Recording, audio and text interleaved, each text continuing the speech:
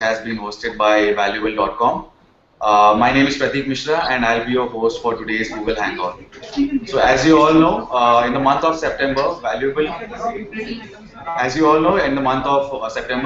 had taken on the theme of that one mentor. And in this case, we were talking about those mentors who are shaping up individuals' lives and honing their talents, etc. Valuable had also conducted a social media contest using the hashtag that one mentor, and the users had to speak about the kind of mentor stories that they had using the hashtag that one mentor, and it actually got a lot of responses, a lot of flattering responses, and gratifications were also given on the same. With this being said, we'll start our hangout. Currently, we are joined by four eminent coaches who have been part of various Tata Sports Academies. We are currently joined by Tata Athletics Academy's head coach, Mr. Bagicha Singh. Namaste, sir. He's also an Arjuna Award winner. Alongside him, we have got Mr. P. Vijay Kumar. He is the head coach of Tata Football Academy. Namaste, sir. Hello, sir. Hello. We are also joined by Purnima Mahato and Dharmendra Tiwari. They are the reasons they are the people behind India's recent successes in the field of archery. Hello to both of you. Thank you so much for joining us. Thank you. So, and congratulations to Miss Purnima. उन्होंने अभी हाल ही में Dronacharya award जीता था. बहुत बहुत बधाई हो madam जी आपको. Thank you. मेरा पहला सवाल मिस्टर बगीचा सिंह के लिए है. आपको एक अर्जुन अवार्ड भी मिल चुका था सर. तो मैं आपको उस टाइम पे जब अवार्ड मिला था, आपको कैसा लग रहा था? आपकी कैसा महसूस कर रहे थे आप उस टाइम पे, इतना बड़ा अवार्ड, अर्जुन अवार्ड मिलना? हाँ जी, ऐसा है कि जैसा कि आप जानते हैं कि स्पोर्ट्स का जो अर्जुन अवार्ड है, हाईएस्ट अचीवर को दिया जाता है इंडिया में. तो जितना भी हम इतने सालों में मेहनत किया था, कितने साल लगातार मेहनत करके नेशनल चैंपियन होना बहुत साल तक, उसके बाद एशिया में गोल्ड मेडल जीतना, वर्ल्ड कप में पार्टिसिपेशन, एशियन गेम में जाना, जितने भी इंटरनेशनल टूर्नामेंट में जाना, या जितने भी बाहर इंटरनेशनल लेवल के चैंपियनशिप में मेडल जीतने के बाद और इतना मेहनत करके जब आदमी वहाँ तक जाता है, उसके बाद उसका अचीवमेंट को जब गवर्नमेंट रिकॉग्नाइज करता है, तो सबसे बड़ा खुशी का पल होता है. और जितना भी उसके लिए मेहनत किया रहता है, तो सब फिर आदमी याद करके खुशी होती है कि हमको उसका रिकॉग्निशन मिला है. बहुत अच्छी बात है. आपके मेहनत का फल जब मिलता है तो सही बात है कि इंसान गदगद हो जाएगा उस बात को लेके. तो आप कितने साल से आप एथलेटिक्स में, आप कब से शुरुआत की थी आपने इसकी? एक्चुअली मैं स्कूल और कॉलेज डेज में तो पहले फुटबॉल एंड कबड्डी खेलता था, खासकर फुटबॉल. अच्छा जी. पंजाब स्टेट तक मैंने स्कूल जो था फुटबॉल टूर्नामेंट, उसका पार्टिसिपेट किया मैं. उसके बाद मैं अपना ग्रेजुएशन के फाइनल ईयर में जब पढ़ रहा था, तो हमारे जो फुटबॉल कोच थे सरदार जगजीत सिंह चाहल, तो उन्होंने मेरे को जो फुटबॉल में देखा था कि काफ़ी तेज दौड़ते हैं, तो हमारे कॉलेज का एथलेटिक मीट होने वाला था. Then he asked me why don't you participate in the athletic meet. तो I said okay, and then मैं उसमें पार्टिसिपेट किया. 100, 200, 400, 800 सब में फर्स्ट हो गया, और लॉन्ग जंप में फर्स्ट हो गया. मैं कॉलेज का अपने का बेस्ट एथलीट बन गया. तो तब मेरे कोच थे जो जगजीत सिंह चाहल, तो उन्होंने बोला कि आप अब तो लगता है आपका फुटबॉल से अच्छा टैलेंट एथलेटिक्स में लग रहा है मुझे, तो आप अभी ये लेदर को पीटना बंद करिए, आप एथलेटिक्स शुरू कीजिए. तो उन्होंने मेरे को फिर जो एथलेटिक कोचेस एक्सपर्ट थे, उनसे कुछ ट्रेनिंग शेड्यूल वगैरह ला के देते थे. कहीं पर मैं 200 मीटर के ट्रैक में ट्रेनिंग करता रहा. अच्छा. क्योंकि मेरा फुटबॉल का अच्छा बेस था, क्योंकि फुटबॉल का कंडीशनिंग, फुटबॉलर का बहुत ही अच्छा कंडीशनिंग होता है, तो उसके चलते मुझे एथलेटिक्स में बहुत जल्दी अचीवमेंट मिलना शुरू हो गया. पहले ही साल में मैं नेशनल में उसमें जूनियर था, तो 400 मीटर की दौड़ में सिल्वर मेडल जीता. उसके बाद लगातार फिर मैं सीनियर नेशनल में पार्टिसिपेट किया. 1982 से लेकर 1989 तक लगातार 800 और 1500 मीटर की दौड़ में हमेशा, तो किसी भी नेशनल में, जितना भी नेशनल होता है, सब में मेरा दोनों इवेंट में मेडल रहा है. तो उसके बाद मेरा हाईएस्ट अचीवमेंट जो था एशियन एथलेटिक चैंपियनशिप में 1500 मीटर की गोल्ड मेडल था, और 2 बार मैंने सैफ गेम में गोल्ड मेडल जीता है और न्यू रिकॉर्ड भी ब्रेक किया था. और इंटरनेशनल गोल्डन माइल हांगकांग में हुआ था, उसमें मेरा सिल्वर मेडल था.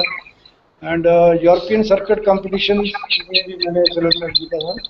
और एक बार मेरे को इंडियन कॉन्टिनेंट, एशियन कॉन्टिनेंट को रिप्रेजेंट करने का मौका मिला, अरे गोल्ड मेडलिस्ट थे, एशियन एशियन गोल्ड मेडलिस्ट थे जी। तो सबको एक इंटर कॉन्टिनेंटल जिसको बोलते हैं, सभी कॉन्टिनेंटल टीम पार्टिसिपेट करती है, it's called world cup athletics. Okay. तो उसमें मैंने एशिया की टीम को रिप्रेजेंट किया था, जो कि 1985 में कनाडा में हुआ था। वहाँ मेरा 8वां प्लेस था। तो ये उसके बाद जो जितनी मेरी ये अचीवमेंट के लिए मुझे भारत सरकार की ओर से अर्जुन अवार्ड 1989 में दिया गया। बट बहुत ही बढ़िया सर, मतलब कह सकते हैं कि आप एथलेटिक्स में शॉर्ट डिस्टेंस से लेके लॉन्ग डिस्टेंस हर एक में आप एकदम अव्वल नंबर पे आ ही रहे थे, हाँ जी, जितने बार भी आपने पार्टिसिपेट किए। एक्चुअली मैं पहले शुरू में 400 मीटर शुरू किया था, उसके बाद कुछ इंजरी के चलते मैं मतलब कुछ फास्ट वर्कआउट नहीं कर पाता, then I shifted to middle distance running. अच्छा, हाँ जी। हमारा अगला सवाल Mr P Vijay Kumar sir के लिए। Thank you sir for joining us. Vijay Kumar sir is the head coach of Tata football academy. Sir मेरे को तो सबसे पहले ये पूछना था आपसे कि क्रिकेट क्रेजी नेशन है भारत, तो मतलब वहाँ पे सैकड़ों लोग सिर्फ बल्ले और गेंद के बारे में बात करते हैं, तो आपको मतलब फुटबॉल में कब से जिज्ञासा जागृत हुई? हम लोग आज से 25 साल पहले हम फुटबॉल खेलना चालू किए थे जमशेदपुर में। फुटबॉल जमशेदपुर ने ये आसपास इलाका में फुटबॉल काफी पॉपुलर है। हाँ जी। क्रिकेट तो अभी कुछ साल हुआ है थोड़ा पॉपुलरिटी मिला है, लेकिन फुटबॉल ऐसा गेम यहाँ पर खास करके हम लोग का जमशेदपुर में ऐसा फुटबॉल का क्रेज था कि जो लोकल लीग होता था उसमें काफी संख्या में लोग आते थे देखने, और यहाँ का स्टैंडर्ड भी काफी अच्छा था। तो हम लोग, हमारा ये टारगेट था कि यहाँ रहने से हमको आगे बढ़ना मुश्किल है। तो एक बोकम की टीम आई थी 86 में जर्मनी की, तो उसमें मेरा परफॉर्मेंस काफी अच्छा था, 2 गोल हमने किया। तो उस टाइम मिस्टर रूसी मोदी थे, उन्होंने हमें कलकत्ता ट्रांसफर हमको कर दिया कि वहां जाके खेलेगा, बंगाल से अगर खेलोगे तो वहीं से कुछ आपका कैरियर बनेगा। तो कलकत्ता मोहम्मद अली स्पोर्टिंग के लिए हम 7 साल वहाँ खेले, वहीं से हमने बंगाल रिप्रेजेंट किया, वहीं से इंडिया के लिए 5 साल लगातार इंडिया के लिए खेले, SAF games, pre world cup, Nehru cup, और हम कैप्टन भी इंडियन टीम का थे 89 में हम इंडियन टीम का कैप्टनशिप किए। उसके बाद अपना रोल चेंज हो गया, हम एकेडमी के लिए काम करना चालू किए, टाटा फुटबॉल एकेडमी। तो 87 में ये चालू हुआ, लेकिन हम 92 में हम यहाँ ज्वाइन किए। तब से लेके आज तक हमारा जो एक्सपीरियंस है, हमारा जो कोचिंग एक्सपीरियंस है, वो ऑलमोस्ट अभी तक 182 बॉयज हम लोग टीएफए से पास आउट किए हैं, जिसमें ऑलमोस्ट 132 बॉयज कंट्री के लिए पार्टिसिपेट किए हैं। आउट ऑफ 119 बॉयज इंडिया को लीड कैप्टनशिप किए हैं, उसमें एक अर्जुन अवार्डी भी मिला है, दीपक मंडल जो है। तो ये हम लोग का अचीवमेंट, जो सक्सेस रेट है, प्लस टुवर्ड्स इंडियन फुटबॉल को जो कंट्रीब्यूशन है हम लोग का, इसमें टाटा का काफी बड़ा योगदान है। आज का डेट में भी पूरा इंडियन जो आई लीग होता है उसमें जितने भी क्लब्स है वो सब टीएफए का तरफ ही ताक के बैठे रहते हैं कि यहाँ से कितना प्लेयर निकलता है। तो कैंपस सिलेक्शन होता है, काफी डिमांड है प्लेयर्स का। तो हम लोग के यहाँ से जो प्लेयर्स निकलते हैं सब क्वालिटी प्लेयर्स है। तो टिल आज तक हम लोग का ये जो एक अलग हम लोग का सक्सेस और सबसे बड़ा सेटिस्फेक्शन है कि हम लोग अपना फुटबॉल, कम से कम इंडियन फुटबॉल के लिए हम लोग कुछ कर रहे हैं। बहुत ही बढ़िया सर। तो आप कुल मिला के समझ लीजिए टाटा फुटबॉल एकेडमी के साथ कम से कम 21 साल हो गए हैं आपको? जी, 21 हो गए। इतने सालों में मतलब क्या क्या चेंजेस आपने देखे हैं, मतलब फुटबॉलिंग कल्चर के हिसाब से इंडिया में, मतलब किस तरह से प्लेयर्स इवॉल्व हुए हैं? आई मीन टीवी आ गया, इंटरनेट आ गया, लोगों का एक्सपोजर बढ़ गया, और इंग्लिश प्रीमियर लीग को देख के, बुंदेसलीगा को देख के, तो उससे ज्यादा इम्पैक्ट होता है इंडियन फुटबॉल प्लेयर्स को भी? जरूर। पहले, आज से जब 20 साल पहले जब फुटबॉल एकेडमी में हम लोग थे, और धीरे धीरे चेंजेस, उसमें हर चीज में चेंजेस हो गया है। पैरामीटर को हम लोग को चेंज करना पड़ा, जो इंडक्शन पैरामीटर है उसको हमको चेंज करना पड़ा, क्योंकि यहाँ का फुटबॉल का डिमांड दूसरा हो गया। फिजिकल पैरामीटर हो गया, फिजिकल गेम हो गया है, उसका साथ टेक्निक, एक स्टाइल ऑफ प्ले हम लोग को। इससे पहले हम लोग का कोलैबोरेशन जर्मनी टीम का FC कोलोन का साथ हम लोग का था, उनका यहाँ से हम लोग को पूरा ट्रेनिंग जितना भी इनपुट्स मिलता था। धीरे धीरे हम लोगों ने टीएफए का गेम स्टाइल चेंज एक अडॉप्ट किया, ट्रेनिंग पैटर्न हम लोग किए, ट्रेनिंग मॉड्यूल बनाया उसके लिए। और हम लोग का जो ट्रेनिंग मॉड्यूल है, शायद इंडिया में और एशियन कंट्री में सबसे बढ़िया ट्रेनिंग मॉड्यूल हम लोग का टाटा फुटबॉल एकेडमी का है। 4 ईयर्स का ट्रेनिंग मॉड्यूल है, लेवल 1, लेवल 2, लेवल 3, लेवल 4। काफी टफ कोर्स है। 4 साल के बाद जब बच्चे यहाँ से निकलते हैं तो 99% बच्चे का प्लेसमेंट यहाँ से हो जाता है। बहुत ही बढ़िया सर, बहुत ही बढ़िया। हमारा अगला सवाल मिस्टर धर्मेंद्र तिवारी जी की है। Thank you sir, thank you for joining अस। हमें आपसे ये पूछना था कि मतलब इंडियन आर्चरी में आपने मतलब लोगों को इतनी अच्छी कोचिंग दिलाई है कि मतलब लोग, हमारे एथलीट्स अंतरराष्ट्रीय स्तर पे गोल्ड मेडल जीत रहे हैं और बहुत कुछ सक्सेस पा रहे हैं। तो इसके पीछे राज क्या था? आपको आर्चरी के अंदर कैसे इंटरेस्ट जागरूक हुआ आपका पहले? मैं आर्चरी स्टार्ट किया 1985। हमारा उस समय बिहार आर्चरी एसोसिएशन हुआ करता था, और बर्मा माइंस में जहाँ हमारा घर था वहाँ जस्ट थोड़े दूर में एक Burma mines club archery field था, वही में हम लोगों ने स्टार्ट किया। उसमें बिहार आर्चरी एसोसिएशन के सेक्रेटरी हुआ करते थे मिस्टर DK सरकार। तो मैं तो पहले योगा करता था, योगा में स्टेट लेवल नेशनल तक मैं खेला हूँ, स्टेट लेवल भी चैंपियन रहा हूँ। बट उसी फील्ड में आर्चरी बगल में हुआ करता था, तो मैं मॉर्निंग में क्रिकेट खेलने चले जाता था और इवनिंग में योगा करता था। तो जो सेक्रेटरी थे वो बोले नहीं तुम आर्चरी स्टार्ट करो, बहुत अच्छा गेम है, इंडिविजुअल गेम है और फेयर गेम है। तो फिर हमारा इंटरेस्ट धीरे धीरे आर्चरी की तरफ बढ़ा, और मैं 94 से मैं कोचिंग लाइन में आया। तो एज ए प्लेयर मैं जूनियर नेशनल मेडल है टीम इवेंट में एंड सब जूनियर में, और सीनियर में पार्टिसिपेशन है। बट एज ए कोच मैं 94 से स्टार्ट किया वुमेन्स कॉलेज से जमशेदपुर, और वहां से जो झानू हंसदा जो अभी कंपाउंड में कुछ दिन पहले वर्ल्ड रिकॉर्ड के बराबरी की थी, वो हमारी शुरुआती स्टूडेंट है। उसके बाद 96 में जब संजीव सिंह के अंडर में टाटा आर्चरी एकेडमी खुला था, एज ए असिस्टेंट कोच मैं ज्वाइन किया था टाटा आर्चरी एकेडमी, और उसके बाद से कंटिन्यूअस मैं एकेडमी से अभी तक लगातार जुड़ा हुआ हूँ। और उसके बाद से एकेडमी में बहुत सारे अचीवमेंट वर्ल्ड लेवल में, आज हम लोग करीब 20 से 25 world championship and world cup में मेडल दे चुके हैं। एशियन गेम्स में 2 एशियन गेम्स और लास्ट जो एशियन गेम्स था उसमें भी हमारा टीम इवेंट में बॉयज एंड गर्ल्स दोनों साइड मेडल रहा है। कॉमनवेल्थ में भी अच्छा अचीवमेंट रहा हमारा, individual Deepika Kumari and Rahul Banerjee gold medal and team event में। तो इंटरनेशनल मेडल अभी तक हम लोग करीब 150 के आसपास दे चुके हैं टाटा आर्चरी एकेडमी। उसी तरह वर्ल्ड लेवल मेडल 20 से 25 के अंडर में है। उसी तरह अभी तक जितना भी गेम्स है उसमें हम लोग मेडल दे चुके हैं, सिर्फ ओलंपिक गेम्स बाकी है, और हम आशा करते हैं कि आने वाला समय वो भी अचीवमेंट हम लोग पूरा करेंगे। जी जरूर, वो तो इंशाल्लाह होने ही वाला है। अगले साल शायद से, अगली बार जब ब्राजील में होगा आर्चरी का कंपटीशन, भारत क्यों नहीं गोल्ड मेडल जीत जाए। आप मेरे को ये बताइए, लेकिन मतलब प्रोत्साहन कैसे देते थे आर्चरी को? लेकिन मतलब बहुत सारे इंडिविजुअल स्पोर्ट्स भी हैं, टेनिस है, बैडमिंटन है, गोल्फ है, दुनिया भर के स्पोर्ट्स हैं। आर्चरी इतना प्रेवलेंट नहीं है, इतना ज्यादा उसकी चर्चा नहीं होती है। तो आप दूसरे स्टूडेंट्स को कैसे प्रोत्साहन देते हैं कि मतलब हाँ ये खेलो, इसको भी मतलब इसका ही अलग वो है? एक्चुअल जब शुरू में हम लोग स्टार्ट किए थे उस समय तो बहुत ज्यादा पॉपुलर नहीं था आर्चरी इंडिया में। जस्ट 1971 में इंडियन आर्चरी स्टार्ट हुआ, और हम लोग स्टार्ट किए 85 में करीब। तो उसमें बहुत ज्यादा पॉपुलरिटी नहीं था, बट जैसे जैसे टाटा आर्चरी एकेडमी खुला उससे थोड़ा पॉपुलरिटी आया, और झारखंड का मेन गेम है आर्चरी। अच्छा। और यहाँ से अचीवमेंट भी आना चालू हुआ। एकेडमी खुलने से पहले से ही नेशनल लेवल में हम लोग अचीव करते थे, कुछ कुछ इंटरनेशनल लेवल में भी, और एकेडमी खुलने के बाद से बहुत ही अच्छा अचीवमेंट आना चालू हुआ। इससे बहुत ज्यादा पॉपुलरिटी इस क्षेत्र में आना चालू हुआ। और इसका खास करके और भी कुछ कुछ एकेडमी, जैसे आर्मी का आर्मी स्पोर्ट्स इंस्टीट्यूट पुणे में खुला, फिर शिलोंग में आर्मी बॉयज था, उसी तरह साई सेंटर कुछ थे, और मित्तल ट्रस्ट भी लास्ट ओलंपिक से पहले खुला था आपका बेंगलोर में। इससे धीरे धीरे पॉपुलरिटी आया, और खास करके जो भी अचीवमेंट बिग अचीवमेंट 2004 के बाद आना चालू हुआ। वर्ल्ड चैंपियनशिप यूके में जूनियर वर्ल्ड चैंपियनशिप में हम लोग boys team first time silver medal जीते थे, जिसमें 4 में से 3 बच्चे हमारे टाटा आर्चरी एकेडमी के थे। तो इससे टाटा आर्चरी एकेडमी का आर्चरी के क्षेत्र में इंडिया में बहुत अच्छा नाम हुआ, और सभी बच्चे जो इंडिया लेवल के जो अच्छे प्लेयर हैं कहीं से भी वो टाटा आर्चरी एकेडमी ज्वाइन करने का इच्छुक हुए। बहुत ही अच्छी बात है। हम अभी रुक करते हैं पूर्णिमा महातो जी के पास। बधाई हो मैडम जी, फिर से आप द्रोणाचार्य अवार्ड जीतने का पुरस्कार मिला, बहुत बहुत बधाई हो आपको इसके लिए। हमको आपको ये पूछना था कि मतलब आपको कैसे आर्चरी में इंटरेस्ट आया था सबसे पहले?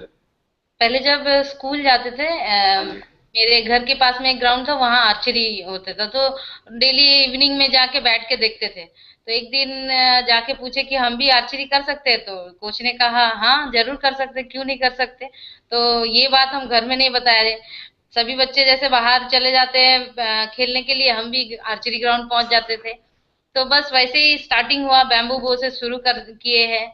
और कुछ दिन करने के बाद उस जिस एरिया में करते थे बिरसा नगर, उस जगह का वो बंद हो गया। मतलब प्रैक्टिस का जगह नहीं था, प्लेयर्स नहीं थे, तो बंद हो गया। लेकिन मेरे अंदर में था कि मेरे को आर्चरी करना है, एक बार स्टार्ट किए हैं तो कुछ मतलब अच्छा कुछ करना है। तो बर्मा में फिर से पता चला कि वहां पे भी आर्चरी हो रहा है, तो मैं वहां जाती थी साइकिल से बर्मा प्रैक्टिस करने। बस ऐसे ही स्टार्ट हुआ। फिर सबसे पहले हम 89 में एक जूनियर जो सब जूनियर नेशनल चैंपियन हुए थे वहीं पे, वहीं से मेरा स्टार्टिंग है। और मेरा मतलब उसी के बाद अचीवमेंट आना शुरू हुआ। मेरा रिकॉर्ड है पुणे नेशनल गेम्स का 6 गोल्ड मेडल का। तो इसी तरह मतलब चलता गया। उसके बाद 93 में फर्स्ट हम इंडिया टीम में घुसे, और इंडिया टीम से हम वर्ल्ड चैंपियनशिप, गेम्स खेले हैं। और कॉमनवेल्थ चैंपियनशिप में मेरा मेडल है। और इंटरनेशनल टूर्नामेंट है हुआ था एक, जैसे ग्रैंड प्री होते हैं, एशियन ग्रैंड प्री, उसमें हम लोग का टीम गोल्ड मेडल है वो 1993 में। उसी तरह हुआ। और मेरा मतलब करियर एज ए प्लेयर हम 2000 में खत्म किया, और 2001 से हम as a coach Tata archery academy के बने हैं। वही है अभी, है अभी तक कर रहे हैं। और 94 में जब मेरा अचीवमेंट था, तब मैं जो 6 गोल्ड मेडल का, तब मैं 18 ईयर्स की थी, मतलब 17 प्लस थी। और उसके बाद मुझे टाटा स्टील में आफ्टर जब मैं 18 की हो गई, मुझे जॉब मिला टाटा स्टील में। और पहले भी एक टाटा स्टील से ही जुड़ा हुआ एक संस्था है जो CDNSW पहले बोलते थे, अभी अर्बन सर्विस है। वहीं से मुझे सपोर्ट मिलता था हर चीज का, बाहर जाने कुछ भी। तो मतलब बचपन से हम टाटा स्टील से ही जुड़े हैं, और आज जो है वो भी टाटा स्टील के बदौलत ही है। तो मतलब आपके हिसाब से टाटा स्टील और टाटा आर्चरी एकेडमी ने बहुत ही अच्छी नींव डाल के रखी है भारत में, ताकि आर्चरी का अच्छा एकदम। हाँ, जब एक्चुअली जब हम आर्चरी करते थे उस टाइम भले ही इतना फैसिलिटीज नहीं थे, लेकिन धीरे धीरे मतलब जो चाहिए था आना जाना या फिर सब चीज, बो तो मेरे पापा एक सेकंड हैंड बो खरीद के दिए थे। और जैसे फॉरेन में जाने के लिए भी अगर कुछ फंड्स की जरूरत होती है, पैसे वैसे, तो हमारे CDNSW मुझे बहुत हेल्प किया था। उसके बाद तो मैं टाटा स्टील में जब ज्वाइन किया एज ए प्लेयर, तब मैं कंटिन्यू मतलब वहीं से सपोर्ट मिलते रहा मुझे। और बस ऐसे ही चलता रहा। अभी को एज ए कोच मैं Commonwealth games, Asian games, 2 Olympic, Beijing and और लंदन गए हुए हैं। तो सर मतलब तिवारी जी और पूर्णिमा जी, आपको ये सवाल पूछना था एक्चुअली। तो जब आप दोनों कोचिंग करवाते हैं साथ में, तो आप दोनों कौन से मतलब धर्मेंद्र सर कौन से चीज पे फोकस करवाते हैं और आप कौन सी चीज पे फोकस करवाते हैं? मतलब आप करवा लेते हैं अपनी ड्यूटीज की, मतलब किस तरह से होता है मतलब आर्चरी का आपका कोचिंग का फंडा? ऐसे कुछ नहीं कि कोई मतलब अलग अलग, जैसे धर्मेंद्र सर किसी का फॉर्म चेंज किए तो मेरे को बता देते किसका ये फॉर्म चेंज किया है, तो इसको बीच बीच में जाके चेक करना है। वैसे ही सभी दोनों मिलके ही करते हैं। ऐसे कुछ नहीं कि किसी को ये देखना है किसी को वो देखना है, सब मिलके करते हैं। और ऐसे as a chief coach Dharmendra sir है, तो धर्मेंद्र सर ही सब बताते हैं, और शेड्यूल मेंटेन और बाकी सब धर्मेंद्र सर करते हैं, उसे फॉलो करते हैं हम सभी। धर्मेंद्र सर, अगर आर्चरी के हिसाब से अगर एक टैलेंट जो मतलब एक जो इनहेरेंट टैलेंट चाहिए ही रहेगा कि आपको आर्चर बनने के लिए, ये तो आपके पास होना ही चाहिए, तो क्या रहेगा वो वाला हुनर? कौन सा रहना चाहिए अगर आर्चरी आपको एक स्पोर्ट की तरह फॉलो करना है? वो कौन सा एक टैलेंट होना ही चाहिए? वैसे टेक्निकल साइड में बोल रहे हैं? हाँ, टेक्निकल का ही बता दीजिए।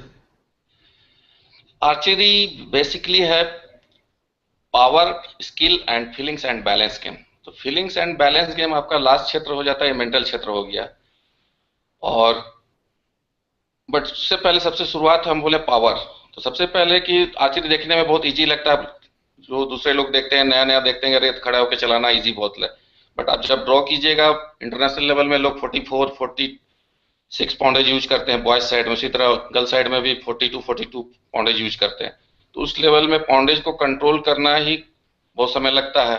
और उसके लिए बहुत सारा फिजिकल एक्टिविटीज हम लोग करते हैं, रनिंग से लेके वेट ट्रेनिंग से लेके स्विमिंग एवरीथिंग। एंड उसके बाद मेंटल क्षेत्र के लिए हम लोग योगा, जैसे फ्लेक्सिबिलिटी डेवलप के लिए योगा, स्ट्रेचिंग, उसी तरह mental relaxation, concentration, meditation and imaginary training involve किया मैं पूरा अपना ट्रेनिंग शेड्यूल में। उसी तरह स्किल जहाँ तक है, हम लोग बीच बीच में फॉरेन कोच को लाते हैं, कोरियन कोच को, जैसे 98 में कोरियन कोच आए थे योंग ब्योन सुन, उसके बाद जन इन सू आए, बीच में जर्मन कोच एक आए थे जॉन क्रॉस्ट, और अभी लास्ट ईयर हमारे पास थे लिम छेउंग जो अभी इंडियन टीम के चीफ कोच भी हैं। तो लास्ट ईयर करीब 10 मंथ हमारे पास में थे। बीच बीच में हम लोग जो अच्छे टैलेंटेड बच्चे रहते हैं उनको कोरिया ट्रेनिंग के लिए भी हम लोग 2 बार भेज चुके हैं, 3 बार, और एक बार जर्मन ट्रेनिंग के लिए भेजे थे 2004 में। तो सब कुछ हम लोग यहाँ फैसिलिटी देते हैं, और जो भी लेटेस्ट टेक्निक है फॉरेन कोच से हम लोग जो सीखते हैं उस चीज को हम लोग फॉलो करना चालू करते हैं, खुद भी और हमारे बच्चे भी। बढ़िया बढ़िया। सर मेरे को बगीचा सिंह जी से पूछना था सर कि मतलब एथलीट होने के लिए फिजिकल फिटनेस लेवल तो सर मतलब एकदम पहाड़ों को छूना चाहिए, वैसा बोल सकते हैं। तो मतलब आप कैसे तय करते हैं कि मतलब इसका फिजिकल फिटनेस इतना रहना चाहिए? आप क्या किस तरह से आप उनको कंडीशनिंग करवाते हैं आपके बच्चों के?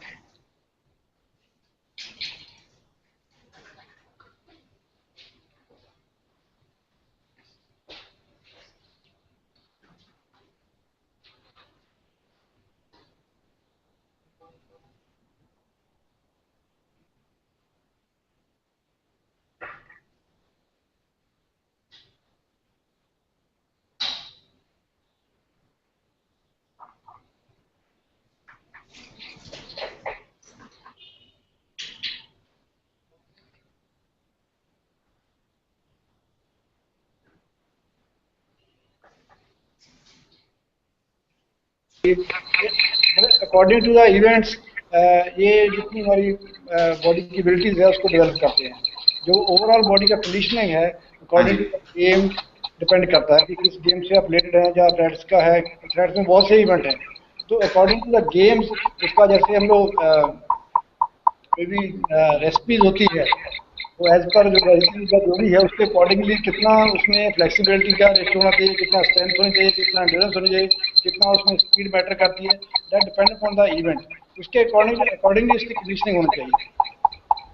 अच्छी बात है सर। आपको लगता है ये अभी जो रिसेंटली पिक्चर आई थी भाग मिल्खा भाग, तो उससे लोगों को और प्रोत्साहन मिलेगा एथलेटिक्स को ज्वाइन करने का? नहीं बिल्कुल, बहुत उसका लोग मैक्सिमम लोग उस मूवी को देख रहे हैं और स्पोर्ट्स के साथ तो जुड़ेंगे ही, लेकिन मेरे ख्याल से उस मूवी से एक और भी हमें बहुत सभी हमारे जितने भी हमारे कंट्री के सिटीजन हैं सभी को एक अपने आप को जैसे आपने बोला कि फिटनेस लेवल सबको अपना बढ़ाना चाहिए, देख के काफ़ी इफेक्ट पड़ता है कि हमारे जितने भी नागरिक हों सभी स्ट्रॉन्ग रहें, सभी हेल्दी रहें, उसका बहुत इम्पैक्ट पड़ेगा। हमारा एथलेटिक्स गेम के लिए तो काफ़ी उसका प्रभाव रहेगा। तो आपकी तैयारी कैसे चल रही है अभी ब्राजील के ओलंपिक गेम्स के लिए? अभी तैयारी ठीक है, हमारा जितने भी हमारे भी कैडेट जितने हमारे एकेडमी के तो कम कैडेट हैं अभी, लेकिन ओवरऑल इंडिया का देखिए अगर देखा जाए शुरुआत से जो पहले बहुत बड़ा गैप हो गया था, अभी मतलब हम लोग एथलेट्स में मैं बताऊँ कि काफ़ी पीछे थे पहले, अभी डे बाई डे हम लोग गैप को नैरो कर रहे हैं। जितना परफॉर्मेंस का गैप था अभी हमारे काफ़ी एथलीट पहले 10 में आ रहे हैं, तो पहले बहुत कम कोई कभी कभी आता था, जैसे पीटी उषा, मिल्खा सिंह, श्रीराम सिंह, मतलब गिने चुने लोग पहले 10 में आते थे। अभी हमारा स्टैंडर्ड काफ़ी इम्प्रूव हुआ पहले से, तो मुझे आशा आने वाले समय में हम लोग जरूर ओलंपिक में भी मेडल जीतेंगे। बिल्कुल सर, बिल्कुल जीतेंगे। विजय कुमार सर, आपसे ये पूछना था कि मतलब फुटबॉल आप मतलब उसके प्रति आप क्या कहना चाहेंगे देश के वासियों को कि मतलब अपार्ट फ्रॉम क्रिकेट तो है ही, अपना टेनिस भी हो गया, दुनिया भर की चीजें होगी, फुटबॉल को इंडोर फुटबॉल भी जो नया टूर्नामेंट चालू हुआ है, चलन चालू हुआ है, क्या उसको भी पार्टिसिपेट करके लोग उसको भी इंटरनेशनल लेवल पे अपना स्किल्स और बढ़ा सकते हैं? अभी जैसे आप बताएं ना, क्रिकेट 1 नंबर अगर सबसे पॉपुलर स्पोर्ट्स है तो फुटबॉल 2 नंबर में चल जाता है, क्योंकि अभी थोड़ा प्रोफेशनल साइड में जा रहा है। जो आई लीग का जितना भी टीम्स है सब में जो बच्चे लोग हम लोग को यहाँ जाते हैं काफी हाईली पेड है, प्रोफेशनल थोड़ा जा रहा है। अभी एक नया IMG ग्रुप जो नया अभी एक फुटबॉल को एक न्यू डायरेक्शन में ले जाने के लिए जो वो लोग किया है पहल, तो ये काफी अच्छा रहेगा। जिस तरह क्रिकेट में IPL चालू हुआ है उस तरह IMG अभी चालू करने वाला है, इंडियन जो प्रीमियर लीग फुटबॉल बॉम्बे में उसका चल रहा है। हम लोग TFA के काफी बच्चे हैं, तो और उसमें ऐसा है कि जब तक आप कंपटीशन आपको टफ नहीं मिलेगा तो आपका परफॉर्मेंस डेवलपमेंट बहुत कम होने का चांस है। तो उसमें ऐसा फॉर्मेट ये है कि उसमें बाहर का कंट्री से बहुत प्लेयर आएंगे, हमारे यहाँ के भी बच्चे रहेंगे, उसमें रहेंगे। फॉर्मेट उसका टोटली डिफरेंट है। वो आने के बाद अभी लास्ट एक मैच हुआ था अभी बेंगलोर में, आपका आई लीग का मैच हुआ था। वो मैच का जो परफॉर्मेंस था प्लस ऑडियंस का जो क्रेज था एकदम जस्ट IPL क्रिकेट जैसा था, वैसा एटमॉस्फेयर वहां पर था। तो धीरे धीरे अभी जो कॉर्पोरेट सेक्टर्स धीरे धीरे आ रहे हैं, ये आने से फुटबॉल और पॉपुलर हो जाएगा। इसका फॉर्मेट थोड़ा चेंज हो रहा है, लेकिन हम लोग आशा कर रहे हैं कि ये लोगों को काफी पसंद आएगा। तो इससे भी फुटबॉल का जो हम लोग का यहाँ का प्लेयर है उसका परफॉर्मेंस लेवल बढ़ेगा, क्योंकि बाहर का कंट्री का प्लेयर आएंगे, उन लोगों के साथ इन लोगों को खेलने का मौका मिलेगा। जी बिल्कुल सर। तो जितना ये एक्सपोजर मिल रहा है हमारे भारत के खिलाड़ियों को बाहर के खिलाड़ियों के साथ खेलने में, तो आपके हिसाब से कब तक भारत फुटबॉल वर्ल्ड कप के लिए क्वालिफाई हो सकता है? इसके लिए तो देखिए लॉन्ग टर्म प्रोग्राम है। इसके लिए आपको हम एज ए कोच हमारा सबसे पहला ओपिनियन है, आप ग्रास रूट आपका बहुत स्ट्रांग प्रोग्राम होना चाहिए। एक बार में कुछ नहीं होगा, इसको लॉन्ग टर्म में इसको लेके जाना है। ग्रास रूट अगर आप मजबूत अच्छा प्रोग्राम चलाएंगे तो हो सकता है अगले 12-15 साल में कुछ लेवल जो भी हासिल करना है, पहले तो एशियन लेवल में जाना पड़ेगा, उसके बाद आगे का वर्ल्ड कप का आएगा। अभी अपने आप का टारगेट ये रहना चाहिए कि एशियन लेवल में अपने आप को एस्टेब्लिश करें, उसके बाद नेक्स्ट स्टेप होगा, स्टेप बाय स्टेप बढ़ना है। तो इसके लिए ग्रास रूट जो प्रोग्राम है बहुत इंपॉर्टेंट है। जी बिल्कुल। तो इसी बात पे आपको कुछ अपने स्पोर्ट्स मिनिस्टर ऑफ इंडिया को कुछ कहना पड़ेगा, आपको कोई खास टिप्पणी देनी है आपको कि वो किस तरह से आपको हेल्प कर सकते हैं ताकि फुटबॉल को और अलग ही दर्जा दे दिया जाए भारत में? जिस तरह हम लोग एक एकेडमी से पॉसिबल नहीं है, इंडिया में इतना फुटबॉलर बच्चे लोग खेलते हैं, तो इस तरह का एकेडमीज अगर पूरा ऑल ओवर इंडिया में अगर और एकेडमीज खुला जाए रीजनल वाइज, जोनल वाइज, तो क्या होगा, प्लेयर ज्यादा प्रोड्यूस होगा तो स्टैंडर्ड भी अच्छा होगा। क्योंकि नॉर्मली फुटबॉल है गरीब लोग का, गरीब बोला जाता है पुअर लोग का गेम है। तो इसके लिए उसको अभी जब तक आप रेसिडेंशियल नहीं करिएगा, उसको प्रॉपर सिस्टमेटिक ट्रेनिंग देना है, न्यूट्रिशन पार्ट है उसका, रहने का है, सब कुछ आप कम उम्र से अगर इसको लेके आप चलाइएगा, प्लस इसको आप बाहर कंट्री भेज के उसको ट्रेनिंग कराना है, उसके साथ एक्सपोजर ट्रिप होना चाहिए, मैचेस होना चाहिए। इसमें ट्रेनिंग बहुत इंपॉर्टेंट होता है। जब आप बाहर नहीं निकलिएगा तो आपको पता नहीं चलेगा कि आपका लेवल कहाँ है। तो हम लोग अपना तरफ से हम तो इतना फुटबॉल देख चुके हैं, तो टाटा जो करता है फुटबॉल के लिए इंडिया में किया है, शायद कोई कॉर्पोरेट सेक्टर नहीं कर रहा है। तो हम लोग आशा करते हैं कि और भी कॉर्पोरेट सेक्टर्स इस जो एकेडमी का प्रपोजल्स है उसको लेके आए, ताकि यहाँ के और ज्यादा से ज्यादा टैलेंटेड बच्चे डेवलप कर सके। जी बिल्कुल सर, बिल्कुल। धर्मेंद्र तिवारी जी, आपसे ये पूछना था कि मतलब आर्चरी में सब आपकी तरफ देखते हैं कि मतलब अगर किसी को आर्चरी में पार्टिसिपेट करना होगा तो वो आपको देख के बात करेंगे, पार्टिसिपेट करेंगे कि मेरे को आर्चरी करना है तो इनकी तरह करना है। तो आपका इंस्पिरेशन कौन था आर्चरी में?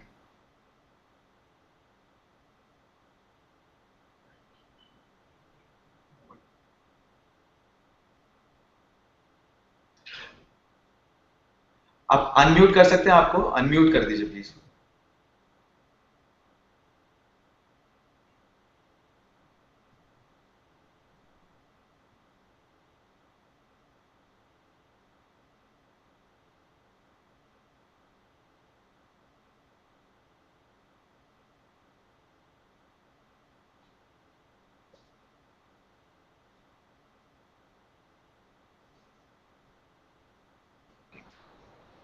हाँ जी,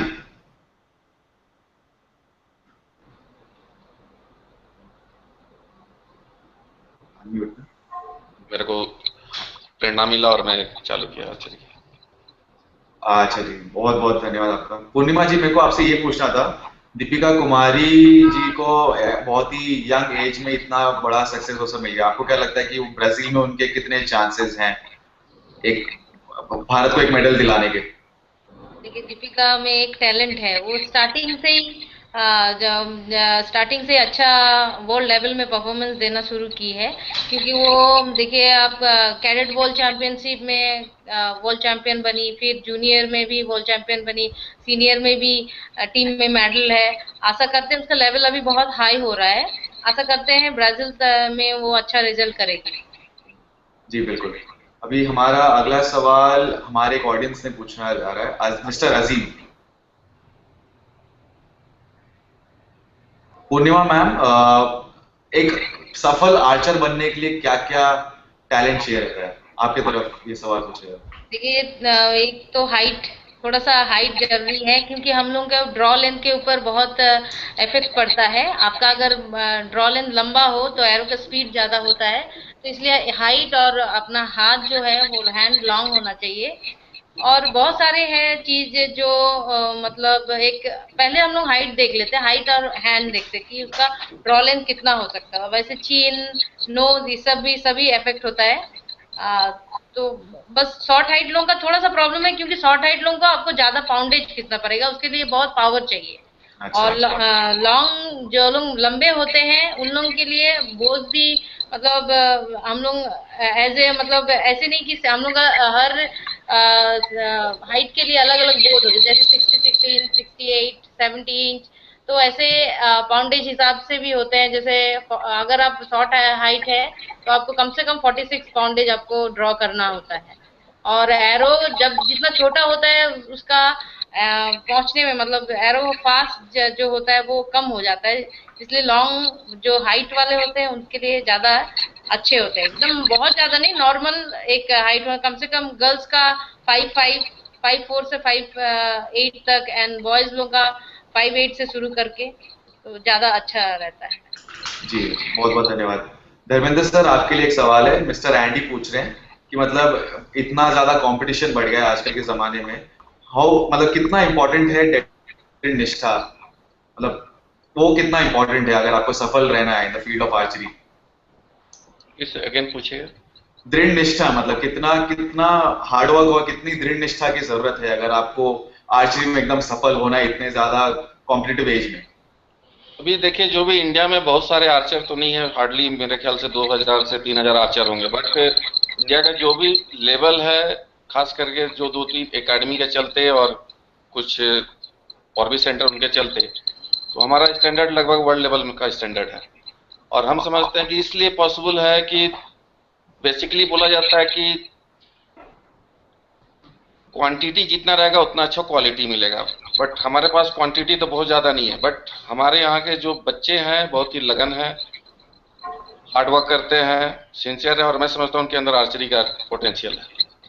अच्छा, थैंक यू सर। हमारा नेक्स्ट सवाल है बगीचा सर को, और ये सवाल पूछ रहे हैं मिस्टर साहिल। तो ये पूछना था आपको कि मतलब इतने सारे जो एथलीट्स जो इंडिया में बर्डिंग एथलीट्स हैं अभी जो आ रहे हैं, उभर के आ रहे हैं, आप उनको क्या एक मैसेज, जो एक यूनिफॉर्म मैसेज, जो एक शॉर्ट डिस्टेंस रनर होगा, लॉन्ग डिस्टेंस रनर होगा, किसी को शॉर्ट पट में जाना होगा, किसी को लॉन्ग जंप करना होगा, तो एक एथलीट को आप एक क्या मैसेज देना चाहेंगे ताकि वो सफल हो एथलेटिक्स के फील्ड में? देखिए, ये है कि हमारे एथलेट्स में बहुत सारे इवेंट हैं, अलग अलग इवेंट्स के लिए अलग अलग टैलेंट का जरूरत है।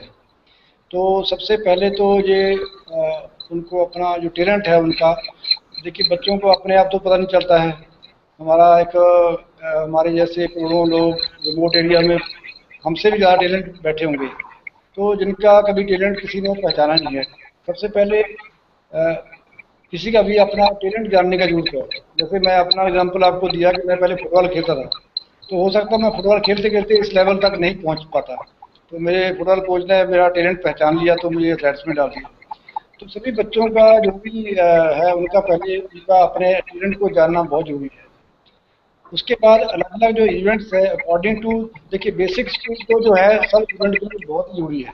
एथलेट्स में बहुत सारे इवेंट है, स्प्रिंट है, हर्डल है, मिडिल डिस्टेंस है, लॉन्ग डिस्टेंस है, थ्रोज हैं, जंप्स है। तो अगर कोई जंप्स में जाना चाहे उसका डिफरेंट टैलेंट चाहिए, थ्रो में जाना चाहिए उसकी वैसे स्ट्रेंथ अच्छा होना चाहिए, स्प्रिंट है तो उसका बेसिक स्पीड बहुत ही अच्छा होना चाहिए, तभी आगे कामयाब हो सकता है। ऐसा सभी का अलग अलग जो टैलेंट है उसके लिए उसको पहचानना, हर बच्चे को उनके जो भी स्कूल में या कॉलेज में जो कोच हैं उनके द्वारा उसका टैलेंट को आइडेंटिफाई करना बहुत ही जरूरी है, तभी वो लोग जाने कि मेरे में गुण क्या है, किस गेम का गुण है। जैसा कि आपने विजय से अभी क्वेश्चन किया था क्रिकेट एंड फुटबॉल का, अभी ऐसा है कि जैसे पॉपुलरिटी तो क्रिकेट का इंडिया में बहुत है, मैक्सिमम यूथ हमारे उधर ही जा रहे हैं, लेकिन उनमें से कितना सक्सेस रेट क्या रहता है, बहुत कम रहता है। वो इसीलिए क्योंकि वो जानते नहीं कि मेरा टैलेंट क्रिकेट के लिए है या नहीं। कोई भी गेम का, कोई बॉक्सिंग में कामयाब होने वाला, फुटबॉल में कामयाब होने वाला, या एथलेटिक्स वाला, वो भी क्रिकेट खेल रहा है। तो पहले सबसे हर एक बच्चे का टैलेंट के बारे में बहुत ही पहचानने की जरूरत है, तभी अगर उसमें टैलेंट है तभी वो आगे बढ़ सकता है, तभी हम लोग उसके ऊपर मेहनत करके उसको आगे अच्छा बना सकते हैं। तो मेरा यही है, जो भी बच्चे अपना अपना गेम कोई भी शुरू करते हैं, पहले अपने किसी अच्छे कोच के पास जाएं, अपना उनसे पता करें कि मेरा इस गेम में टैलेंट है कि नहीं, तभी हम लोग उसके ऊपर मेहनत करके जितना भी है उसको आगे बढ़ा सकते हैं। जी, तो आपके हिसाब से टाटा एथलेटिक्स एकेडमी में कोई उसेन बोल्ट अभी पनप रहा है कि नहीं पनप रहा है? हाँ जी, टाटा एथलेटिक्स एकेडमी में कोई उसेन बोल्ट अभी पनप रहा है कि नहीं पनप रहा है? नहीं, हमारे पास एक्चुअली हमारा अकेडमी जो है मिडिल डिस्टेंस का अकेडमी है, 2004 में हमारा अकेडमी खुला था। तो इस छोटे से समय में हमने एशियन गेम्स तक मेडल जीता है। हाँ जी। एशियन गेम्स में 1500 मीटर की दौड़ में ब्रॉन्ज मेडल जीता था, और एक लड़की और थी उसने भी जूनियर एशियन में ब्रॉन्ज मेडल जीता है। उसके बाद कुछ लड़कों ने इंडिया को रिप्रेजेंट किया है। तो हमारा जो अकेडमी है पर्टिकुलरली मिडिल डिस्टेंस के लिए है, क्योंकि हमारे पास यहाँ जो भी इंफ्रास्ट्रक्चर है, हमारे जितने जो भी कोच हैं हमारे पास मिडिल डिस्टेंस के एक्सपर्ट हैं। तो टाटा स्टील ने जो सेटअप किया अकेडमी वो मिडिल डिस्टेंस का है। अभी हमारे पास स्प्रिंट में हम लोग नहीं लेते हैं, only we are conducting in middle distance. Okay, तो जैसे सर अभी क्रिकेट के लिए आईपीएल आ गया, फुटबॉल के लिए विजय कुमार सर ने कहा कि एक और लीग वालों का गेम हो रहा है, तो अगर एथलेटिक्स को चर्चित करना होगा, मासेस में और लाना होगा, तो आपको लगता है कि क्लब्स के हिसाब से कुछ टाई अप करके कुछ हो सकता है एथलीट्स के लिए, ताकि ज्यादा उनको और ज्यादा प्रोत्साहन मिले इसमें पार्टिसिपेट करने के लिए? हर एक गेम को भी आगे बढ़ाने के लिए प्रोफेशनलिज्म तो बहुत ही जरूरी है, इसी के द्वारा हम लोग आगे बढ़ सकते हैं। बाकी रही बात जैसा अगर सभी गेम को हम लोग बढ़ाना चाहते हैं, जैसा हमारा टाटा स्टील ने 3 अकेडमी सेटअप किया है, ऐसा मेरे ख्याल में इंडिया में और कोई भी कॉर्पोरेट इतना अच्छा स्पोर्ट्स के लिए नहीं कर रहा है। तो सभी जितने भी हमारे इंडिया में कॉर्पोरेट्स हैं, अगर एक एक गेम को भी अडॉप्ट कर लेंगे, मेरे ख्याल में हम लोग ओलंपिक में जरूर मेडल जीतेंगे। अभी तक जितना भी हमारे रिमोट एरिया में है, हम लोग टैलेंट को आइडेंटिफाई करने में अभी भी बहुत पीछे हैं। हम लोग को जो भी इंफ्रास्ट्रक्चर है, जो भी फैसिलिटीज़ हैं, ओनली सिटीज़ में है। जब तक हम लोग रिमोट एरिया में नहीं जाएंगे, जो टैलेंट आइडेंटिफाई नहीं करेंगे, हमारे पास रिमोट एरिया से ही टैलेंट आएगा।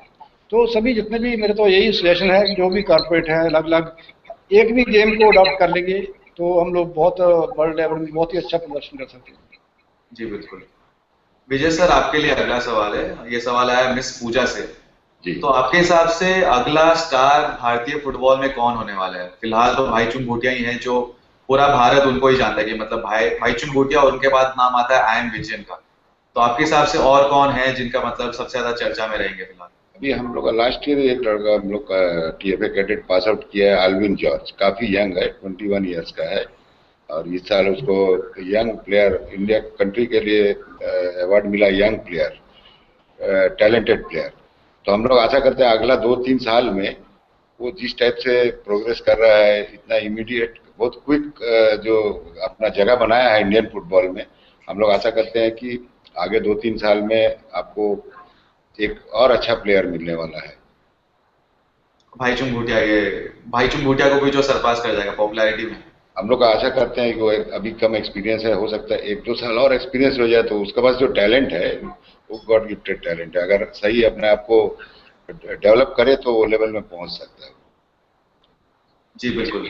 धर्मेंद्र तिवारी जी, आपसे एक सवाल पूछना था कि मतलब भगवान अर्जुना से एकदम वो उसको मीनिंग रहता है, मतलब आपका जो आर्चरी जो बोलते हैं अर्जुन भगवान के साथ मानते हैं, तो क्या आप उनको भी आप एक अपनी इंस्पिरेशन मानते हैं? जरूर जरूर। Hello hello. हाँ जी। इन खास करके हमारा भारतवर्ष में रामायण युग से द्वापर कृष्ण भगवान का युग से, और उसके बाद आप महाभारत में आइए, अर्जुन एंड एकलव्य। तो इन लोग जो भी पुराने हमारे आर्चर थे, एक रोल मॉडल है हमारे इंडियन आर्चरी के लिए। और हम समझते हैं कि आने वाला समय जो आज जैसे साउथ कोरिया या अदर्स कंट्रीज जो आर्चरी में अच्छा कर रहे हैं, हम समझते हैं कि आने वाला समय इंडिया जैसे इम्प्रूव कर आने वाला समय को रोल मॉडल मानते हुए इंडियन आर्चरी और आगे बढ़ेगा और उनके लेवल को बढ़ेगा। अभी आपने जैसे फिलहाल में देखा होगा धर्मेंद्र सर आपने कि मतलब फुटबॉल को प्रमोट करने के लिए MS धोनी का इस्तेमाल किया जा रहा है। MS धोनी खेलते हैं क्रिकेट, लेकिन फुटबॉल के लिए उनको कहा जा रहा है प्रमोट करने के लिए। तो अगर आप आर्चरी के लिए कोई फेमस इंडियन स्पोर्ट्स पर्सन का नाम ले सकते हैं तो आप किसका नाम लेंगे जो हेल्प कर सकता है आर्चरी का मैसेज पूरा भारत देश में फैलाने के लिए? मैं समझता हूँ Olympic gold medallist Abhinav Bindra बहुत ही ओलंपिक इवेंट भी है और बहुत साल के बाद इंडिविजुअल इवेंट में गोल्ड मेडल जीते हैं। और शूटिंग और आर्चरी हम समझते हैं कि मिलता जुलता गेम है, मेंटल साइड साइकोलॉजिकल गेम है। मैं समझता हूँ अभिनव बिंद्रा। बगीचा सिंह जी, आपके हिसाब से कौन सा स्पोर्ट्स पर्सन आना चाहिए जो एथलेटिक्स को एकदम अच्छे से चर्चा दे सकते हैं? देखिए, हमारे जितने भी एथलीट अच्छे हुए हैं, मेरे ख्याल से उनको और अच्छा रोल अदा करना चाहिए। मिल्खा सिंह जी हैं, पीटी उषा है, हमारे फेमस एथलीट हुए हैं, उनको मेरे ख्याल में लीड लेना चाहिए कि हम लोग एथलेट्स को कैसे और अच्छा आगे ले जा सकते हैं। जी बिल्कुल। पूर्णिमा महतो जी, आप मेरे को ये बताइए, मतलब आप सारी जो लड़कियां हैं भारत देश में, जिस तरह से मतलब लड़कियों को जनरली बोलते नहीं कि आप कोई स्पोर्ट्स फॉलो करें, मतलब पेरेंट्स काफी हिचकिचाहट रहती है उनके अंदर कि आप किसी भी प्रकार का जो भी खेल खेलना चाहिए। तो आप उन पेरेंट्स को क्या कहना चाहेंगे कि मतलब आप कैसे उन लड़कियों को भी और ज्यादा डेडिकेशन, उनको ज्यादा वो मिले खेलने के लिए आर्चरी? बस देखिए, हर गेम में मतलब लड़कियों के लिए मतलब थोड़ा सा लगता है कि कैसे गेम में भेजे, कहाँ रहे, लेकिन उस पेरेंट्स को इसलिए बोलना चाहेंगे यही कि लड़के अभी आज के जमाने में देखिए लड़कियां सब कुछ कर सकती है। जब पढ़ने में इतना तेज हो सकती है, पढ़ाई के लाइन में जा सकती है, तो स्पोर्ट्स के लाइन में भी जा सकते हैं। इसलिए स्पोर्ट्स को एडेप्ट करें, स्टार्टिंग में उनको देखेंगे जब वो चाइल्ड मतलब 8-9 ईयर्स के, उसके इंटरेस्ट किस में जा रहा है। ये नहीं कि स्टडी से एकदम ही हटा दे लाइन, स्टडी भी जरूरी है, साथ में स्पोर्ट्स भी जरूरी है। आप अगर स्पोर्ट्स में देख लें, अगर 13-14 ईयर्स में कि उसके पास टैलेंट दिख रहा है स्पोर्ट्स में आगे जाने के लिए, वो अच्छा कर रही है, तो डेफिनेटली उसको स्पोर्ट्स लाइन में देना चाहिए। और ये आर्चरी तो एक इंडिविजुअल गेम है, इसे क्या बोले, जैसे चूज अपने आप को खुद सिलेक्ट करते हैं। जैसे आप जितना स्कोर मारेंगे उससे आप सिलेक्ट हो जाते हैं, तो अपने ऊपर ही पूरा कॉन्फिडेंट रहना चाहिए और अपने ऊपर ही सब निर्भर रहते हैं कि हमको अगर इंडिया टीम में या फिर किसी भी लेवल तक पहुंचना है तो मुझे से ये स्कोर अचीव करना है। तो अपने ऊपर एंड कोचेस के ऊपर ही डिपेंड होता है।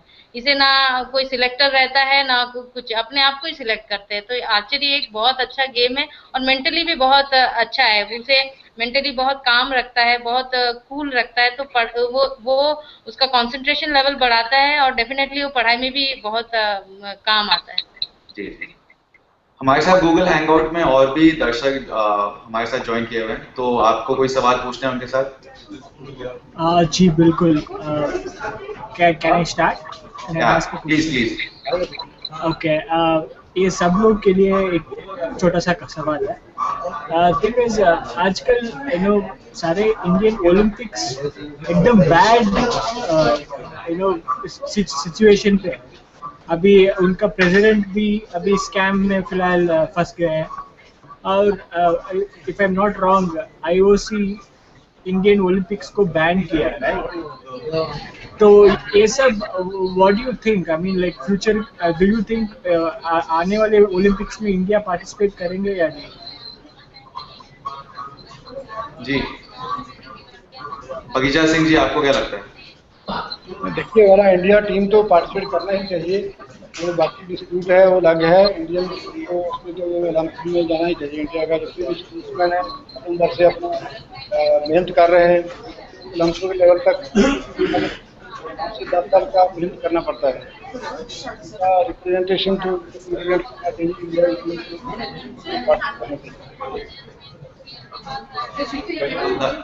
धर्मेंद्र सर, आपको कैसा लगता है फिर, मतलब वो इंडियन ओलंपिक कमेटी को जो वो लोग की इमेज जो थोड़ी खराब हो गई है अभी फिलहाल, उसको किस तरह से और ठीक कर सकते? मैं समझता हूँ कि आने वाले समय जो भी प्रॉब्लम है सॉल्व हो जाएगा और इंडिया जरूर पार्टिसिपेट करेगा ओलंपिक। आप कोई उसमें स्टेप्स देना चाहेंगे, बताना चाहेंगे कि मतलब किस क्या क्या स्टेप्स लेना चाहिए इंडियन ओलंपिक कमेटी को, ताकि जो वो लोग का जो इमेज जो थोड़ी सी खराब होती है फिलहाल, उसको थोड़ा और उसमें सुधार आ जाए? जो भी इंटरनेशनल कमेटी जो चाह रहा है उसको फॉलो किया जाए इंडिया के अंदर भी, तो मैं समझता हूँ कि और अच्छा होगा और इसमें सुधार आएगा तो इंडियन आज स्पोर्ट्स के लिए बहुत ही अच्छा होगा। हमारे पास एक और भाग्यता यहाँ पे आए हुए हैं गूगल हैंगआउट में। आपके पास कोई सवाल है हमारे कोचेस के लिए? मुझे एक सवाल पूछना है विजय कुमार जी से। जी बोलिए।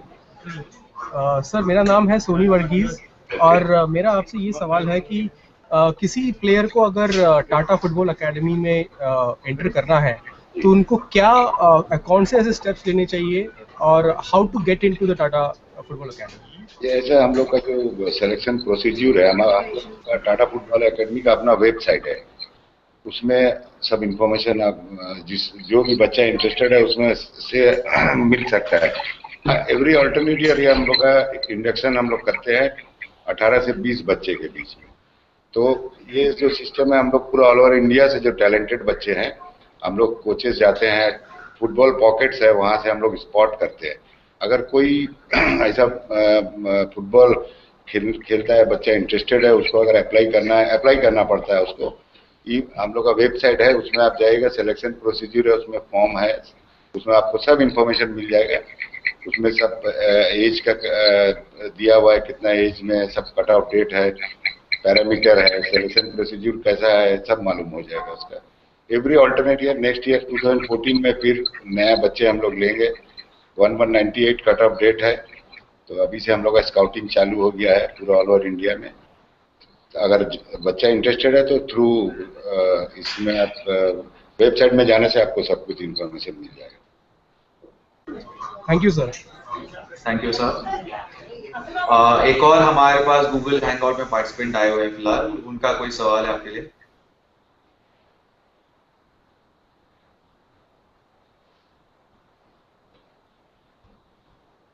ठीक है, अभी उनका सवाल बाद में आएगा। बगीचा सिंह जी, सर आपसे ये पूछना था कि मतलब जो आप ट्रैक फील्ड्स में ज्यादा उसमें ध्यान देते हैं, तो अगर लोगों को जैवलिन, शॉर्टपट, ये सब चीजों में पार्टिसिपेट करना रहेगा तो टाटा एथलेटिक्स एकेडमी उनमें वो लोग का कैसे हेल्प कर सकता है? एक्चुअली जैसे मैंने बताया, हमारा एकेडमी जो है मिडिल ईस्टर्न के लिए खोला गया है। बाकी जितने भी दूसरे इवेंट्स हैं, हमारे जो लोकल कम्युनिटी है उनके लिए हम लोग वो भी इवेंट ऑर्गेनाइज करते हैं। कोचिंग, रेगुलर कोचिंग उनके लिए हम लोग कराते हैं, सभी इवेंट के लिए उनके कर रहे हैं। लेकिन जो रेजिडेंशियल है हमारा एकेडमी, वो सिर्फ मिडिल ईस्टर्न का है। और उसका कोई एक्सपेंशन का प्लान है फिलहाल? जैसे जैसे साल आगे बढ़ते जाएंगे, अलग अलग इवेंट्स को और आप incorporate? But we can expand that, but till now हमारा ये मिडिल ईस्टर्न का एकेडमी है। जी बिल्कुल। विजय कुमार सर, आपसे ये पूछना था कि मतलब आप अगर किसी फुटबॉल क्लब इंडिया के को अगर कह सकते हैं कि आपका जो फेवरेट होगा, तो आपका फेवरेट क्लब कौन सा होगा? अभी एट प्रेजेंट हम लोग तो मोहन बगान का शुरू से ही फैन रहे हैं, और खेलने टाइम में भी हम लोग चाहते थे कि मोहन बगान को खेले, लेकिन हम उस टाइम का जो स्टैंडर्ड था उसका अनुसार हम लोग उसमें नहीं खेल सके। लेकिन आज का डेट में मोहन बगान क्लब ही हम लोग का फेवरेट क्लब। मोहन बगान। और अगर आपको अंतरराष्ट्रीय स्तर पे कौन से भी क्लब की बात करनी होगी तो फिर आप उनमें से किसका नाम लेना चाहेंगे? क्लब? हाँ जी। Chelsea club. Chelsea?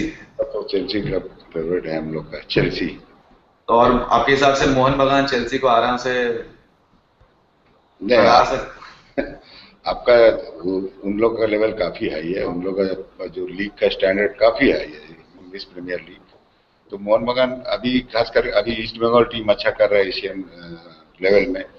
Club level में तो काफी टफ है, क्योंकि इंग्लैंड का जितना भी क्लब्स है सब में मोस्टली सब बाहर का कंट्री से प्लेयर, प्रोफेशनल प्लेयर्स आते हैं। तो धीरे धीरे इंडियन में वो कॉन्सेप्ट आ रहा है। अभी हम लोग आशा करते हैं कि आगे आने वाले साल में और ज्यादा जो फॉरेनर प्लेयर्स का इंक्लूड होगा, तो ऑटोमेटिक यहाँ का प्लेयर्स का स्टैंडर्ड भी अच्छा हो जाएगा।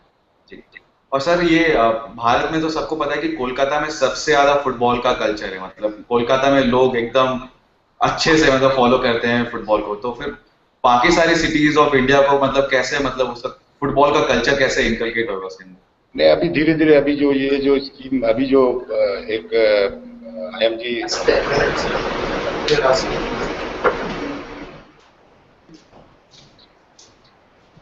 तो हाँ जी, ये जो IMG अभी जो प्रपोजल फुटबॉल का जो लीग चालू करने वाला है, ये अभी आगे अब देखिए 2-4 साल में इंडिया का हर सिटी में, हर छोटा मोटा जो टाउन है वहां पर होना चालू हो जाएगा। ये फुटबॉल को प्रमोट करने के लिए सबसे बढ़िया जो लीग चालू होने वाला है, क्योंकि इसमें बहुत लोग कॉर्पोरेट से भी फिल्म जगत से सब इंटरेस्टेड है एक एक अपना अपना क्लब बनाने के लिए। जिस तरह IPL का फॉर्मेट है, सेम फॉर्मेट में ये चालू होने वाला है। तो हम लोग आशा कर रहे हैं अगले 3-4 साल में ये काफी पॉपुलर होगा। जी बिल्कुल। हमारे पास एक और प्रतियोगी अभी आए हुए हैं गूगल हैंगआउट में, तो उनका एक सवाल है। हाय, माय नेम इज अपूर्वा। मेरा क्वेश्चन एक्चुअली पूर्णिमा जी के लिए है। पूर्णिमा जी, क्या आप बता सकते हैं कि जो विमेन स्टूडेंट्स हैं उनके लिए is it difficult to take up archery as a sport, कि उनको पेरेंटल सपोर्ट मिलता है, उनके घर से सपोर्ट मिलता है, कि मोस्ट पीपल उनको डिस्करेज करते हैं ये वाले स्पोर्ट उठाने के लिए उनसे? एक्चुअली देखिए, ये आर्चरी स्टार्टिंग में सभी सोचते थे ये ट्रेडिशनल लेवल पे खेला जाता है, ये क्या गेम है, क्योंकि आप देखेंगे पुराने जमाने में लड़ाई और ये सब में आर्चरी यूज होते थे। लेकिन अभी देखिए बहुत मॉडर्न हो गया है आर्चरी, और इसका जो लेवल है इंडिया में वो काफी हाई हो गया। आप दीपिका को देख के सब समझ सकते हैं कि मतलब इसे कहाँ तक पहुंचा है ये लेवल। और आर्चरी मुझे नहीं लगता कि किसी लड़कियों के लिए ये खराब मानी जाती है। ये जैसे सारे गेम्स है वैसे आर्चरी भी है, जबकि आर्चरी और सेफ है दूसरे गेमों से। आप सिर्फ आपको, हाँ, इसमें फिजिकल, मेंटल, एवरीथिंग सब चीज जरूरी होता है, तो ऐसे नहीं, डिफिकल्ट नहीं है, लेकिन हाँ थोड़ा पावर जरूरत है। लेकिन एकदम मुझे तो लगता है कि आर्चरी लड़कियों के लिए बहुत अच्छा गेम है। नहीं, मगर जो भी स्टूडेंट्स आपने उनको जिन लोगों को आपने ट्रेन किया है, उनके पेरेंट्स ने कभी उनको हमेशा से सपोर्ट करते आए हैं? क्या सोचते हैं कि उनका फ्यूचर काफी सिक्योर है ये वाले स्पोर्ट में? हाँ, पेरेंट्स के सपोर्ट से ही एकेडमी में बच्चे आते हैं। अभी एक घर छोड़ के आप एकेडमी में आ रहे, क्योंकि मैं एकेडमी की कोच हूँ, और सभी बच्चे के पेरेंट्स सपोर्ट करते हैं। और रिजल्ट जैसे एकेडमी का है तो सभी बच्चे को एकेडमी में डालना भी चाहते हैं कि मेरे बच्चे को एकेडमी में कैसे एडमिशन मिले, हम कैसे किस तरह से आए, सभी पूछते हैं। जब से दीपिका मतलब कॉमनवेल्थ से अच्छा करने लगी है तो आर्चरी भी बहुत पॉपुलर हो गया लड़कियों के बीच, और काफी सारे लड़कियां कर रही है, तो ये बहुत अच्छा गेम है। थैंक यू जी। धर्मेंद्र सर, आपसे एक सवाल पूछना था। जैसे कि फुटबॉल लोग हर गली नुक्कड़ में खेल सकते हैं, एथलेटिक्स में भी मतलब अगर किसी को दौड़ लगानी होगी तो कम से कम वो कर सकता है। अगर किसी को आर्चरी अगर डेली लाइफ में अगर कुछ किसी भी तरीके से अगर उसको प्रैक्टिस करनी होगी, अपना एम प्रैक्टिस करना होगा, तो वो किस तरीके से कर सकता है एकदम बेयर मिनिमम चीजों के साथ? मिनिमम देखिए, हम लोग इंडिया में 94-93 में इंडियन बैम्बू बो का आर्चरी स्टार्ट हुआ, उसको थोड़ा सा मॉडिफाई किया हम लोग। जैसे रिकअप का जो वो फोल्डिंग सिस्टम है उसी हिसाब से इसको मॉडिफाई किया है इंडियन आर्चरी। और हार्डली आपका पूरा सेट 3000 पड़ता है, और फील्ड इक्विपमेंट आपका target boss, buttress and stand, faces भी अराउंड पकड़ लीजिए 3000। और उसके लिए कम से कम 50 मीटर लंबाई फील्ड होना चाहिए। चौड़ाई चलिए, अगर 2 टारगेट भी लगता है तो 5 मीटर to 10 मीटर चौड़ाई भी है तो चलेगा। तो मिनिमम इतना चीज तो जरूरी है स्टार्ट करने के लिए। और 2 साल 3 साल में अगर लगता है कि इंडियन राउंड में मेरे अंदर पोटेंशियल है, तो रिकर्व आर्चरी और मॉडर्न आर्चरी जो है कॉस्टली है। मैं समझता हूं कि मीडियम आर्चरी जो भी इंडिया में प्लेयर खेल रहे हैं, मीडियम क्लास या पुअर फैमिली के बच्चे, या तो फैमिली से बच्चे आके ज्वाइन करें, या जैसे Tata archery academy Tata steel ने खोल रखा है, इस तरह का देश में बहुत सारा एकेडमीज या प्रोफेशनल क्लब्स खुले, उसका प्रोफेशनल कंपनी जो भी कंपनी है या गवर्नमेंट की तरफ से जिसको हेल्प मिले तभी जाके पॉसिबल। जी, आपको ऐसा लगता है कि जैसे एथलेटिक्स को बहुत ज्यादा बढ़ावा मिला जब से भाग मिल्खा भाग रिलीज हुई थी, तो ऐसा लगता है कि अगर आर्चरी के ऊपर भी अगर किसी बॉलीवुड वालों ने पिक्चर बनाई तो फिर उससे ज्यादा और प्रोत्साहन मिलेगा लोगों को और ज्यादा चर्चा होगी इस खेल के बारे में। कोई भी मूवी बनने से या बॉलीवुड का जो भी सब सपोर्ट रहने से वो इस इवेंट का पॉपुलरिटी तो आता ही है, खास करके जब आप शाहरुख खान ने जो चक दे इंडिया बनाया तो हॉकी में अच्छा पॉपुलरिटी आया, उसी तरह भाग मिल्खा भाग, इस तरह अभी आने वाला समय देखिएगा बॉक्सिंग में बनने जा रहा है मैरी कॉम के नाम से। इसी तरह हर कोई भी इवेंट में अगर इस तरह का पिक्चर बनने से पॉपुलरिटी तो आता है। जी विजय कुमार सर, ये बताइए बेंड इट लाइक बेकहम का कुछ उस पर दबदबा था भारत के क्राउड के ऊपर, स्पेशली लड़कियों के ऊपर, कि वो फुटबॉल ज्वाइन करें और खेलें? अभी धीरे धीरे गर्ल्स का भी इंटरेस्ट फुटबॉल का तरफ आया है। पहले गर्ल्स फुटबॉल का तरफ उतना इंटरेस्ट नहीं था, लेकिन अभी जैसा हम लोग देख रहे हैं, खासकर हम लोग का झारखंड में जो पहले जैसे बोल रहे हैं आर्चरी की तरफ काफी ध्यान रहता था, अभी यहाँ का जो फुटबॉल टीम है, स्टेट का टीम काफी अच्छा है। आपको अभी कुछ हाल में ही यहाँ के कुछ बच्चे स्पेन जाके भी फुटबॉल खेल के आए हैं और अच्छा रिजल्ट भी किया है। एक एनजीओ है युवा ग्रुप का है। तो धीरे धीरे अभी गर्ल्स का जो अट्रैक्शन है फुटबॉल का तरफ भी आने लगा है। फुटबॉल अभी इतना ज्यादा पॉपुलर हो गया है, तो देख के भी यहाँ इंटरेस्ट हो गया बच्चा लोग का, लड़की लोग भी अभी फुटबॉल में आने लगी है। जी बिल्कुल बिल्कुल। तो सर अभी मतलब आपके हिसाब से और क्या क्या स्टेप्स लेना चाहिए अलग अलग स्टेट गवर्नमेंट्स को, जैसे कि अगर क्लब गेम्स तो बहुत ही अच्छे से चल रहे हैं, तो स्टेट गवर्नमेंट्स को भी कुछ और कोई स्टेप्स लेने चाहिए ताकि महाराष्ट्र वर्सेस गोवा वर्सेस आंध्र प्रदेश ऐसे हो, ताकि स्टेट प्लेयर्स अच्छे से और इंटरेक्ट कर सकें, खेल सकें, कंपटीशन लेवल और बढ़े? सबसे इम्पोर्टेंट है जब तक कंपटीशन लेवल्स और बढ़ाना पड़ेगा आपका age group wise, under 12, under 14। बाहर का कंट्री में 8 साल का जो उम्र से एज से ही उन लोग का कंपटीशन चालू हो जाता है। जैसा आप बताएं कि एक स्टेट से दूसरा स्टेट का कंपटीशन, इस तरह का जो सालों भर उन लोग का ट्रेनिंग जो कैलेंडर बनता है उसमें कंपटीशन का काफी ज्यादा इन्वॉल्वमेंट रहता है। जब तक आप ज्यादा से ज्यादा मैचेस नहीं खेलेंगे, आपका एक्सपोजर आपको नहीं मिलेगा, तो आपका डेवलपमेंट खुद असेसमेंट नहीं कर सकते हैं कि कहाँ तक। तो ये बहुत सबसे इम्पोर्टेंट चीज है कि आपस में एज ग्रुप, खासकर एज ग्रुप का जो टूर्नामेंट्स है मैक्सिमम होना चाहिए, ताकि ये लोग बच्चे लोग को ज्यादा से ज्यादा खेलने का मौका मिले। Thank you so much sir, thank you Dharmendra ji, thank you Bagicha sir, thank you Purnima ji, thank you Vijay Kumar sir. आपसे बहुत कुछ सीखने मिला, आपसे बहुत ज्यादा पता चला कि आप कितने ज्यादा पैशनेट हैं एथलेटिक्स को लेके, फुटबॉल को लेके, आर्चरी को लेके। बहुत बहुत धन्यवाद, आपने बहुत ही कीमती समय हमारे साथ निकाला, हमारे दर्शकों को आपने बहुत सारा बताया आपके बारे में। सबसे ज्यादा हम लोग एक मैसेज जरूर देना चाहते हैं कि टाटा कंपनी जिस टाइप का स्पोर्ट्स प्रमोट के लिए इंडिया में काम करता है, हम लोग आशा करते हैं कि इंडिया में जितने भी कॉर्पोरेट सेक्टर्स है उन लोग भी अपना योगदान इसमें करें, तो स्पोर्ट्स का लेवल हर फील्ड में अच्छा हो सकता है। Thank you so much sir, thank you so much. I would also a message for all of our fans who have been logged into this Google Plus Hangout. Don't forget to participate in that hashtag #ThatOneMentor contest, which is going to happen shortly after this Google Hangout. This is our Twitter contest. Make sure that you participate in this contest. So that's all. Thank you for being a part of this today's Hangout. Be inspired, motivate others, encourage change, and stand up for all the values that you believe in. Thank you so much. Thank you, sir. Thank you. Thank you. Okay.